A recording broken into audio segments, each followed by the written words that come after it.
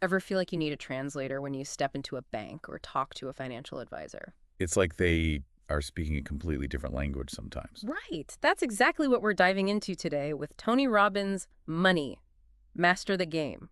We're going to break it down, cut through the jargon. Yeah, because you don't have to be a Wall Street whiz to take control of your money. No, you really don't. And Robbins, he actually compares that feeling of being overwhelmed by financial terms to a medical experience. Mm. You know how sometimes you go to the doctor Oh, yeah. and you feel bombarded with all this complex medical jargon? Yeah. You leave feeling more confused than when you walked in. Exactly. It's like, wait, what does that even mean? You feel like you need a doctor just to explain what the other doctor said? Exactly. Well, Robbins says it's the same with finance. He calls it the iatrogenic nature of the industry. Basically, sometimes those solutions, the products they try to sell you, end up doing more harm than good. And that's if you don't understand what you're getting yourself into. Precisely. And one of the biggest culprits that Robbins exposes, hidden fees. Ugh, those pesky hidden fees. I know, right? It's like they're lurking everywhere, and they can really eat away at your wealth over time. Like a slow leak in your tire. Perfect analogy. You might not notice it at first, but eventually it's going to cause a major problem. He really slams the mutual fund industry for this. Yeah. He's not afraid to call them out, even comparing them to a skimming operation. He talks about this senator, Peter Fitzgerald, who actually tried to pass a Mutual Fund Reform Act back in 2004. Oh, wow. I don't remember hearing about that. Yeah, Fitzgerald called mutual funds the world's largest skimming operation. He was really trying to protect investors from these hidden fees, but sadly, the bill never went through. Wow. It really makes you think about who's looking out for your best interests in the financial world. Right, like, who can you trust? And that's a perfect segue into another important point. Mhm. Robbins makes the difference between a broker and a fiduciary. Yeah, that's huge. I think a lot of people don't even realize there's a difference. Right, it can be confusing. But think of it this way. If you go to a doctor, you'd want someone who's going to give you the best medical advice. Yeah, of course, someone who has my health as their top priority. Right. You wouldn't want a doctor who's incentivized to prescribe you a certain medication just because they get a bigger kickback from the pharmaceutical company, would you? Definitely not. That's a scary thought. Exactly. And that's kind of how it is with brokers sometimes. While they might give decent advice, at the end of the day, their main goal is to sell you financial products. They get commissions on those sales, and sometimes those commissions are higher for certain products, even if those products aren't the best fit for you. So they have a conflict of interest. Yes. And that's where a fiduciary comes in. A fiduciary is legally bound to put your interests first. It's their duty to make recommendations that are in your best interest, even if it means they make a little less commission. They're like that trusted doctor who's only looking out for your well-being. So it's like having an advocate in your corner, someone legally obligated to put your needs first. That's a game changer. So finding that trustworthy advisor is key, but then how do you actually define what you want your money to do for you? Well, that's where Robbins dives into what he calls the psychology of wealth, because it's not just about crunching numbers and picking stocks. It's more about understanding your values, your goals. Yeah, like what truly matters to you. He tells this really interesting story about a young man who was obsessed with buying a private island. Like, this was his dream. Private island. Okay. Yeah, a $10 million private island. Talk about a status symbol. Right. Yeah. So you would think, hey, this guy's got it all figured out. But as Robbins dug deeper with him, he realized it wasn't really about the island itself. It was more about what the island represented to this guy. I see, like a symbol of freedom. Exactly. Freedom, escaping the rat race, having it all. But the important lesson here, what Robbins calls the island myth, is that sometimes our aspirations, they don't always align with what's going to truly bring us joy. It's like that saying, money can't buy happiness. Right. And it definitely can't buy a private island. Well, I mean, it can, but you get what I'm saying. Yeah, I get it. I get it. It's about finding fulfillment. Okay, so we figured out what's truly important to us, but then how do we get there? The actual financial planning part. Because let's be honest, that whole process can be intimidating. Totally. It's overwhelming. Robbins actually calls it financial paralysis. Yeah. Like, we get so freaked out by the thought of retirement planning or saving for our kids' education or just tackling that mountain of debt that we end up doing nothing. We've all been there. Inertia is a powerful force. For sure. But Robbins, he breaks it down into these manageable steps, so it doesn't seem so scary. He says you got to start with figuring out where you are financially right now, like taking a financial inventory. Okay, like a snapshot of your current situation. Debts, assets, income, that kind of thing. Exactly. Then You define your goals. What do you want your money to do for you? And then you got to create a plan to bridge that gap. Okay, so step 1, figure out where you are. Step 2, figure out where you want to be. Step 3, connect the dots. You got it. Yeah. And he's really big on taking action, even if it's baby steps. Yeah. To start, right? He talks about this cool strategy called the Save More Tomorrow plan. Have you heard of that one? I have. I actually love that strategy. It takes the sting out of saving by having you increase your contributions automatically with each pay raise. Exactly. So you never actually feel like you're taking a hit because it coincides with you making more money. It's like tricking yourself into saving. It's brilliant. Okay, what else? What are some other simple things people can do? He also talks about the power of prepaying your mortgage, even if it's just with pocket change. Seriously. Pocket change. Seriously. It seems insignificant. But those small amounts, they compound over time, and they can save you thousands of dollars in interest payments. Wow. I never thought about it like that. Yeah, and that's really what it's all about. Being mindful, you don't have to live like a monk. Yeah. Deprive yourself of everything. Just be intentional about your spending. Spend on the things you value and maybe cut back a little on the stuff that doesn't really matter. Yes. He has this great story. This guy wants to buy this amazing BMW. Top of the line, all the bells and whistles. Ooh, a BMW. I can see the appeal. Right. It's a flashy car. Ugh.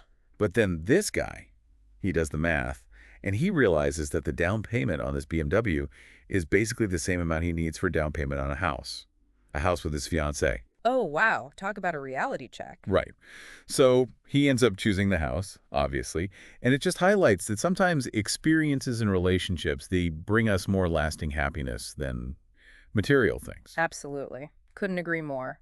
But you need a solid financial foundation to even have those options, right? To buy the house, to travel the world, whatever it is that brings you joy. And that's where the investment strategies come in.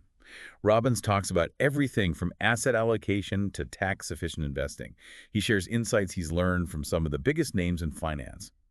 Ray Dalio, Warren Buffett. Oh, this is the juicy stuff. I can't wait to dive in. So let's talk about these investment strategies. Robbins lays out this concept of an all-weather portfolio. Sounds intense. It is, but in a good way. It's like, imagine you're building a house. Yeah. You wouldn't want to build it on just one pillar. Yeah. That sounds unstable. Exactly. You want a bunch of pillars, a strong foundation that can withstand any kind of weather, hence the name All Weather. And that's the whole idea behind this portfolio. To weather any financial storm. Exactly. It was created by Ray Dalio, a total legend in the investment world. And he challenges that traditional approach of having like a 60-40 split between stocks and bonds. Which a lot of people recommend. I know, right? Yeah.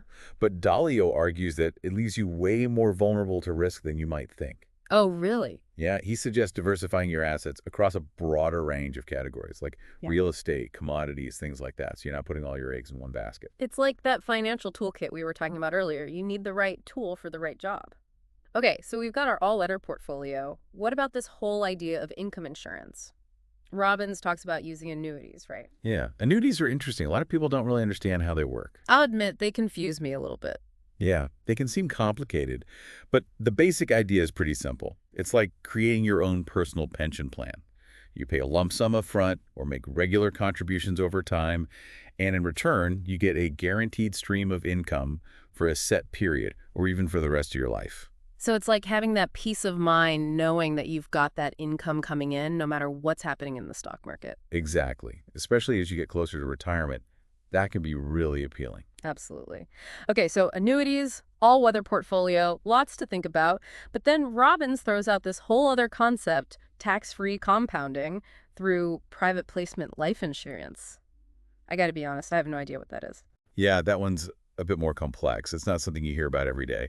But essentially, it's a strategy that can potentially supercharge your savings by utilizing certain tax advantages that are available through specific types of life insurance policies. So it's a way to grow your wealth faster while also minimizing your tax burden. Exactly. It's like finding a secret shortcut in the game of money. I like the sound of that. Yeah. You know, it's amazing how Robbins can take these complex financial concepts and make them feel accessible, understandable. He's a master communicator, that's for sure. And, it's not just about the technical stuff, the strategies. Throughout the book, he really stresses that true wealth, it's about more than just money. Right. It's about finding that balance between financial security and overall well-being. Exactly. Yeah. He actually tells this Really sad but powerful story about the richest man in Canada. This guy, he's a billionaire, had more money than he could ever spend. But he was so focused on making money, on building his empire, that he completely neglected his health. Um, Yeah, and by the time he realized he needed to prioritize his well-being, it was too late. He ended up dying relatively young, unable to truly enjoy the fruits of his labor. wow, that's a sobering thought. It's a good reminder that money is just a tool. It's what you do with it that matters. Exactly. And, Robbins also talks a lot about the importance of integrity and giving back. He shares this really sweet story from his own life about how, when he was a kid, his family didn't have a lot of money, and one day he found a wallet on the street. Oh, wow. What did he do? Well, most kids, they probably would have just kept the money. But Robbins, he decided to track down the owner and return the wallet. Wow, even though he knew his family could really use the money, that says a lot about his character. It really does. And it's something he's carried with him throughout his life. He truly believes that doing the right thing, even when it's hard, even when no one's watching, is its own reward. It's about having those principles, that moral compass. Exactly. And Robbins also talks about how giving back, whether it's donating to charity or volunteering your time, it's not just good for the world, it's good for you too. I've definitely heard that. Like, they've done studies showing that people who give to others tend to be happier and healthier. It's like this amazing feedback loop of generosity. Totally. Yeah. He suggests this great exercise where you take your money, you divide it into 3 jars. 1 jar for needs, 1 jar for wants, and 1 jar for giving. I love that. It's such a simple but powerful way to incorporate generosity into your life. Well, this has been an incredible deep dive. We've covered so much ground today. We've talked about everything from hidden fees and fiduciaries to all-weather portfolios and the importance of giving back. It's amazing how much valuable information Robbins packs into this book. Right. And the biggest takeaway for me is that master the game, isn't really just about mastering money. It's about mastering the game of life. It's about aligning your finances with your values, about living a life of purpose and fulfillment. Yes.